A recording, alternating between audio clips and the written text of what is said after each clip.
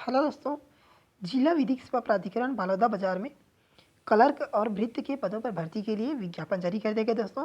तो देख सकते हैं इस प्रकार से जो है विज्ञापन जारी कर दिया गया है जिला न्यायालय बालोदा बाजार के द्वारा। तो यहाँ पर दिया गया दोस्तों आपका इम्पोर्टेंट जो डेट है वो आपका आवेदन पत्र प्रस्तुत करने की जो प्रारंभिक तिथि है वो 15 फरवरी 2025 11 बजे से, और आवेदन जो प्रस्तुत करने की अंतिम तिथि है वो आपका 28 फरवरी 2025 शाम 5 बजे तक है। यहाँ पर नोट करके दिया गया दोस्तों आपको जो आवेदन पत्र जिला विधिक सेवा प्राधिकरण जिला न्यायालय परिसर बलौदा बाजार के कार्यालय में रखे ड्रॉप बॉक्स के माध्यम से स्वीकार किया जाएगा, अन्य किसी माध्यम से आवेदन पर विचार नहीं किया जाएगा।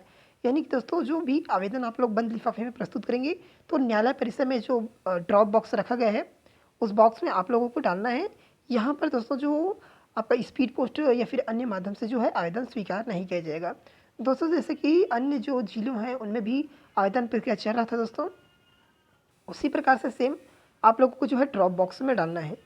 यहाँ पर दिया गया दोस्तों जो आपका राष्ट्रीय विधिक सेवा प्राधिकरण नई दिल्ली तथा छत्तीसगढ़ राज्य विधिक सेवा प्राधिकरण बिलासपुर के जो पत्र क्रमांक है उसके आदेश पर जो है बालोदा बाजार में स्थापित legal and defence council system कार्यालय के क्रियान्वयन के लिए लीगल एंड डिफेंस काउंसिल में स्टाफ की नियुक्ति की जाना है दोस्तों। ये जो संविधानात्मक जो है पद रहेगा दोस्तों 1 वर्ष की अवधि के लिए। यहाँ पर जो पद का विवरण है वो इस प्रकार से दिया गया है। ऑफिस असिस्टेंट यानी कि क्लर्क का 2 पोस्ट है और ऑफिस प्यून यानी कि भृत्य का 2 पोस्ट है। यहाँ पर जो आपका वेतन वगैरह की बात करें दोस्तों तो ऑफिस असिस्टेंट यानी कि क्लर्क का है 15,000 और प्यून का रहेगा 9,000। यहाँ पर क्वालिफिकेशन की बात करते हैं तो आपका जो क्लर्क है दोस्तों उसके लिए जो है ग्रेजुएशन होना चाहिए, साथ में जो है आपका कंप्यूटर स्किल और फीड डाटा के लिए आपका सक्षम होना चाहिए, यानी कि डाटा एंट्री वगैरह करने के लिए, डाटा मैनेज करने के लिए टाइपिंग भी अच्छा खासा होना चाहिए दोस्तों। यहाँ पर फाइल का रख रखाव का ज्ञान होना चाहिए, यानी कि जो फाइल वगैरह है उसे सिस्टमेटिक रखने आना चाहिए। यहाँ पर अगर जो मेन पॉइंट की बात करें दोस्तों तो यहाँ पर आपको ग्रेजुएशन और टाइपिंग यहाँ पर मेन पॉइंट है। उसके बाद नीचे आते हैं, यहाँ पर जो है भृत्य का उसके लिए क्वालिफिकेशन जो है 5वीं पास में का है और 12वीं से अधिक नहीं होना चाहिए दोस्तों। योग्यताधारी अभ्यर्थियों के आवेदन पत्रों पर विचार नहीं की जाएगी, यानी कि जो 12वीं से अधिक योग्यता रखे हैं उनके आवेदन को जो है मान्य नहीं किया जाएगा। इसमें जो है 12वीं से कम पढ़ा होना चाहिए। यहाँ पर जो है गुड कैरेक्टर यानी कि चरित्र अच्छा होना चाहिए, फिजिकल जो है फिट होना चाहिए, इस प्रकार से यहाँ पर बताया गया है। यहाँ पर नीचे में टिप करके दिया गया दोस्तों आपका भृत्य के लिए ड्राइवर, कुक, माली, इलेक्ट्रीशियन, बढ़ाई एवं प्लम्बर के कार्यों के अनुभव प्राप्त उम्मीदवार को जो है प्राथमिकता दिया जाएगा। जिन्होंने अनुभव के संबंध में अधिकृत प्राधिकारी संस्था का प्रमाण पत्र के साथ संलग्न किया जाएगा, यानी कि जो है माली या फिर कुक, माली या आपका इलेक्ट्रीशियन या बढ़ाई वगैरह का अनुभव सर्टिफिकेट है उन लोगों को जो है प्राथमिकता दिया जाएगा। नीचे आते दोस्तों आयु से संबंधित तो यहाँ पर सूचना दिया गया है। प्रत्येक ऐसे अभ्यर्थी पात्र होंगे जिनकी आयु 1 जनवरी 2025 को 18 वर्ष से कम तथा 35 वर्ष से अधिक नहीं होना चाहिए दोस्तों। आयु के संबंध में जो है प्रमाण पत्र के लिए कक्षा 5वीं, 8वीं, 10वीं या 12वीं के प्रमाण पत्र जो दिए हैं उसे जो है जो प्रमाण पत्र इसमें जो जन्म तिथि दिया गया है उसे ही प्राथमिकता दिया जाएगा, यानी कि प्रमाणित किया जाएगा। यहाँ पर जो विवाह से संबंधित यहाँ पर दिया गया है कि यदि आयु कम उम्र में ही विवाह हो गया है ऐसे अभ्यर्थियों को जो है अपात्र माना जाएगा, इस प्रकार से यहाँ पर दिया गया है। नीचे आते हैं दोस्तों, नीचे पर यहाँ पर विवरण दिया गया है। यहाँ पर बताया गया जिन अभ्यर्थियों का आवेदन पत्र समयावधि में कार्यालय में प्राप्त होगा उन आवेदकों का भर्ती कमेटी द्वारा निर्धारित की गई प्रक्रिया के अनुसार छंटाई के पश्चात पात्र अपात्र अभ्यर्थियों की सूची जो है जिला एवं सत्र न्यायालय बालोद के द्वारा जो है जारी किया जाएगा। दावपत्ती भी उसी संबंध में दावपत्ती के लिए जो है नाम वगैरह या जन्म तिथि इस संबंध में दावपत्ती भी आपका जिला एवं सत्र न्यायालय बालोद के द्वारा जो है अलग से जारी किया जाएगा। तो इस प्रकार से जो छोटा छोटा पॉइंट्स है दोस्तों उसे आप लोग देख लीजिएगा दोस्तों। ये जो PDF है वो हमारे व्हाट्सएप ग्रुप और टेलीग्राम में मिल जाएगा, वहाँ से आप लोग इसे प्राप्त कर सकते हैं। यहाँ पर दिया गया है आवेदन पत्र प्रस्तुत करने का जो तरीका दिया गया है प्रक्रिया। यहाँ पर देखिए दोस्तों आवेदन पत्र विज्ञापन के साथ संलग्न प्रारूप में प्रस्तुत किया जा सकता है, यानी कि दोस्तों ये जो PDF है उसी में आवेदन पत्र का प्रारूप दिया गया जिसे भर लेना है।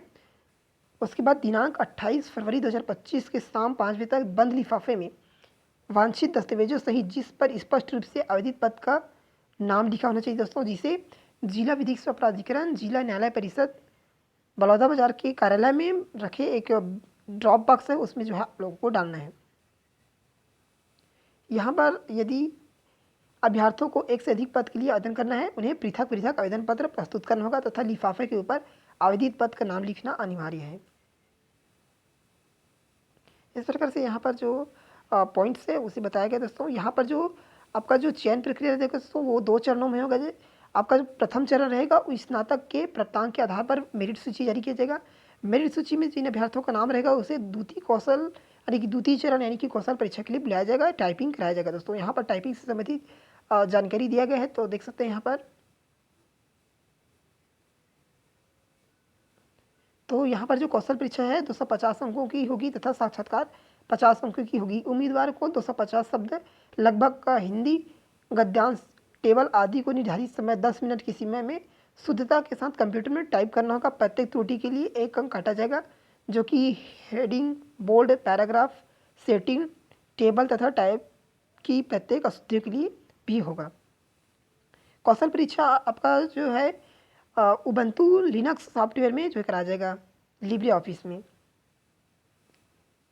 इसी प्रकार से जो कार्यालय भृत्य है उसका भी दिया गया है। यहाँ पर रिक्त पद एवं उचित पाए जाने वाले जो पत्रों की संख्या को देखते हुए रिक्त पदों के 30 गुण अभ्यर्थियों को सूची उनके कक्षा 5वीं के प्राप्तांक प्रतिशत के आधार पर जो है मेरिट सूची, यानी कि इसमें कुल मिलाकर बताया गया दोस्तों जो 5वीं में आपका जो परसेंट है उसी के आधार पर मेरिट सूची जारी किया जाएगा। उसके बाद जो है कौशल परीक्षा के लिए बुलाया जाएगा। यहाँ पर ग्रेड सिस्टम, जिन अभ्यर्थियों का 5वीं का रिजल्ट जो ग्रेड सिस्टम है उसके लिए सूचना दिया गया है। यदि किसी अभ्यर्थियों को कक्षा 5वीं में ग्रेड सिस्टम से ग्रेड प्रदान किया गया है तो वह अभ्यर्थी की जिम्मेदारी है कि वह संबंधित स्कूल में जो है आपका प्राप्तांक एवं पूर्णांक प्रतिशत का प्रमाण पत्र प्रस्तुत करना पड़ेगा। यानी कि दोस्तों जिन अभ्यर्थियों का ग्रेड सिस्टम में 5वीं का रिजल्ट है उन अभ्यर्थियों को अपने जो संबंधित स्कूल है, जिस स्कूल की पास की है 5वीं, उस स्कूल में जाना है और वहाँ पर आप लोगों को जो है प्रतिशत, प्राप्तांक, पूर्णांक और प्रतिशत में चेंज कराना है दोस्तों। जैसे ही आप लोग टीचर के पास जाओगे तो उनको बोलना कि जो ग्रेड सिस्टम है तो सर उसे प्राप्तांक, पूर्णांक और इसको परसेंट में निकाल कर दे करके, तो वहाँ से आप लोगों को जो स्कूल से है तुरंत बना कर दे देगा। तो इस प्रकार से जो है सूचना यहाँ पर दिया गया है। आगे देखते हैं दोस्तों, आगे यहाँ पर दिया गया है आपका आवेदन पत्र है, तो देखते हैं आवेदन पत्र किस प्रकार से भरना है। यहाँ पर दिया गया है आपका ऑफिस असिस्टेंट यानी कि क्लर्क का, यहाँ ये जो सूचना है ये प्रारूप दिया गया है आवेदन का वो ऑफिस असिस्टेंट का है। यहाँ पर आप लोग को जो है आप जो अभ्यर्थियों का नाम लिखना है हिंदी में, नीचे में जो है खंड दिया गया दोस्तों, इसमें एक एक लेटर को आप लोगों को लिखना है अंग्रेजी में अभ्यर्थी का नाम। यहाँ पर चौथे नंबर में आपका जो भी लिंग है वो सेलेक्ट करेंगे, जैसे पुरुष है तो यहाँ टिक मारेंगे या महिला है तो यहाँ पर पिता का नाम यहाँ पर लिखेंगे दोस्तों। नीचे आएंगे, यहाँ पर जो है 6वें नंबर में जन्म तिथि लिखना है, यहाँ इस बॉक्स में आप लोगों को लिखना है। उसके बाद जो जन्म तिथि है वो आप लोगों को शब्दों में यहाँ लिखना है।